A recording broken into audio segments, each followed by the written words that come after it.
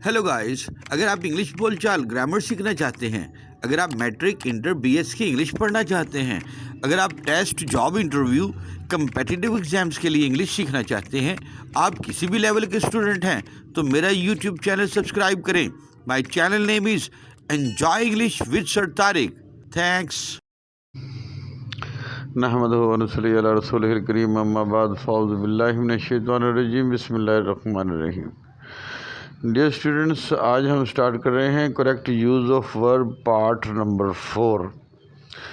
इसमें हम इंशाल्लाह ताला 46 से अबव जो है हम करेक्ट यूज़ ऑफ वर्ब की प्रैक्टिस करेंगे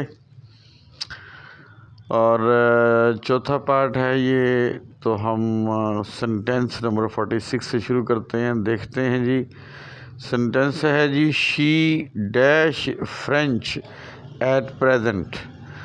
तो गुज़िश्ता हमने काफ़ी सारे सेंटेंसेस में ये चीज़ देखी थी कि एट प्रेजेंट या नाउ का लफ्ज़ जहाँ आ रहा होता है वो प्रेजेंट कंटिन्यूस टेंस होता है, और प्रेजेंट कंटिन्यूस टेंस की निशानी है तो फिर हम इज़ एम आर और आई एन जी वाली फॉर्म लगाते हैं। तो सी हमारे पास ऑप्शन है, she is learning French at present. 47 में देखते हैं जी, she dash song when I entered the room. तो इस किस्म की फॉर्मेशन में जबकि दरमियान में व्हेन आ जाए या वाइल आ जाए या बिफोर आ जाए और फ़िक्रे के दो हिस्से हो जाते हैं, और व्हेन वगैरह के साथ जब सेकंड फॉर्म आ रही है तो दूसरे हिस्से में हमारे पास या तो हमें हैड और थर्ड फॉर्म लगानी पड़ती है या वाज वर और आई एन जी वाली फॉर्म लगानी पड़ती है। ठीक हो गया जी, क्योंकि वो सेंस ये बनती है कि एक जो हिस्सा है वो पास्ट में है। मसलन when I entered the room, जब मैं कमरे में दाखिल हुआ, यानी पास्ट में दाखिल हुआ। तो अब पास्ट में जब वो कमरे में दाखिल हुआ तो काम या तो हो रहा था या हो चुका था, व्हाट्सएवर इज़। तो इसलिए या तो पास्ट कंटिन्यूस टेंस लगेगा या पास्ट परफेक्ट लगेगा, और हमारे पास ऑप्शन में है पास्ट परफेक्ट, सी वाली option, had sung. She had sung a song when I entered the room. 48 में हम देखते हैं, it dash to rain an hour ago. Ago एक घंटा पहले, यानी कि माजी की बात है, माजी में पास्ट इंडेफिनिट है, सेकंड फॉर्म लगेगी बी वाली ऑप्शन, बिगेन। 49 में है, I dash a book when the bell rang. ये सेम ऊपर वाली सिचुएशन है। अब व्हेन के साथ ऊपर एंटर्ड आया था, यहाँ पर रैंग आया है, दूसरी फॉर्म आई है, तो वही हमारे पास ऑप्शन होगी। पीछे या तो हैड और थर्ड फॉर्म लगेगी या वाज वर के साथ आई एन जी वाली फॉर्म लगेगी। तो हमारे पास ऑप्शन डी है, उसमें है was reading. I was reading a book when the bell rang, जब घंटी बजी तो मैं किताब पढ़ रहा था।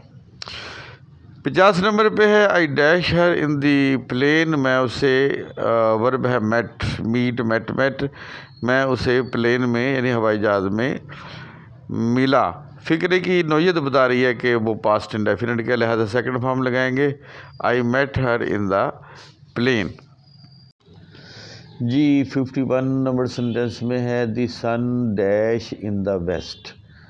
तो ज़रबुल मिसल है, ज़रबुल मिसल में प्रेजेंट इंडेफिनिट आता होता है, तो the sun sets in the west. वैसे भी यूनिवर्सल ट्रूथ है, तो यूनिवर्सल ट्रूथ ज़्यादातर प्रेजेंट इंडेफिनिट में होती है,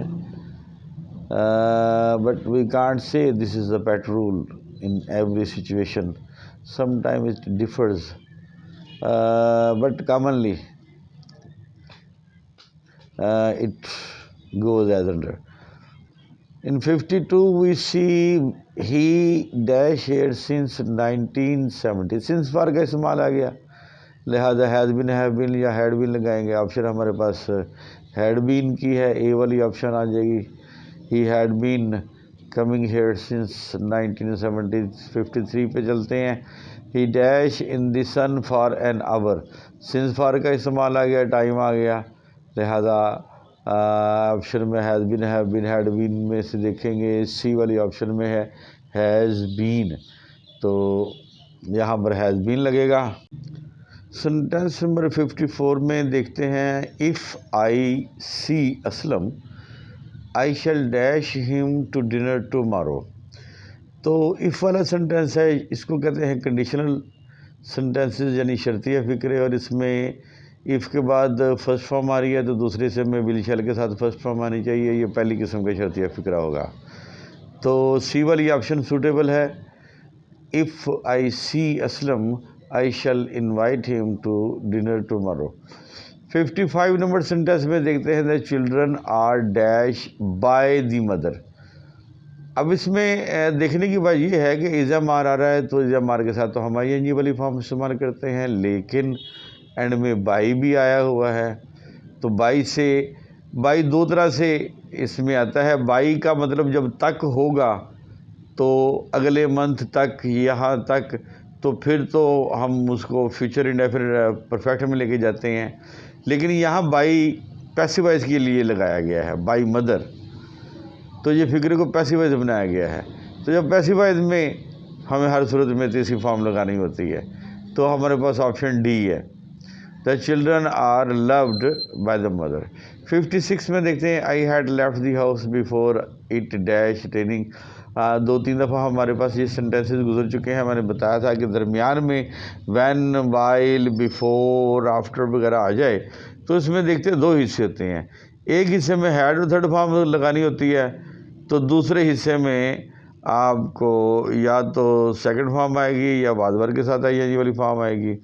अगर सेकंड फॉर्म आई हुई है तो फिर दूसरे हिस्से, खाली वाले हिस्से में या तो हैड और थर्ड फॉर्म आएगी या बाद भर और ये वाली फॉर्म आएगी। इसमें हैड और थर्ड फॉर्म आई हुई है, लिहाजा यहाँ पर दूसरे हिस्से में सिर्फ सेकंड फॉर्म लगा देंगे। तो आई had left the house before it started raining. तो तफसील से रूल्स एंड रेगुलेशन आप बुक्स में पढ़ सकते हैं, मैं तो शॉर्टकट तरीके से आपको करवा रहा हूँ। तो 57 की तरफ चलते हैं। I dash for 2 hours, since for का इस्तेमाल है, और 2 गिनती आ गई, टाइम आ गया, तो has been, have been, had been में से देखेंगे बी पर है हैव बीन, तो ये लगेगा यहाँ पर। I have been waiting for 2 hours. 58 में है जी, now he dash hockey in school. Now की निशानी आपको पता है प्रेजेंट कंटिन्यूस टेंस की निशानी होती है। 2 ही निशानियाँ प्रेजेंट कंटिन्यूस टेंस की, ऐड प्रेजेंट और नाउ, बार बार आपको बताया है ये हमने। तो नाउ आ गया है तो जी प्लेइंग आएगा जी, is playing. Now he is playing, यानी सी वाली ऑप्शन यहाँ लगाएंगे। Now he is playing hockey in school. 59 sentence में है जी, Salma dash interest in studies. तो Salma takes interest in studies. फिक्रे की नोयत बता रही है कि प्रेजेंट इंडेफिनिट टेंस है, और वैसे भी टेकिंग नहीं आएगा क्योंकि जिसमें इज़म आर नहीं है। अकेला टेक आ नहीं सकता क्योंकि सब्जेक्ट वाहिद है, और हैड टेकन की सूरत हाल भी नहीं यहाँ बनती। 60 सेंटेंस में देखते हैं, आई डैश यू टुमारो। आने वाला कल है जी, तो विल शैल के साथ फर्स्ट फॉर्म लगेगी। I will meet you tomorrow. Dear student, subscribe करें जी, लाइक करें और इसको शेयर करें, दूसरों तक पहुंचाएं। Thank you.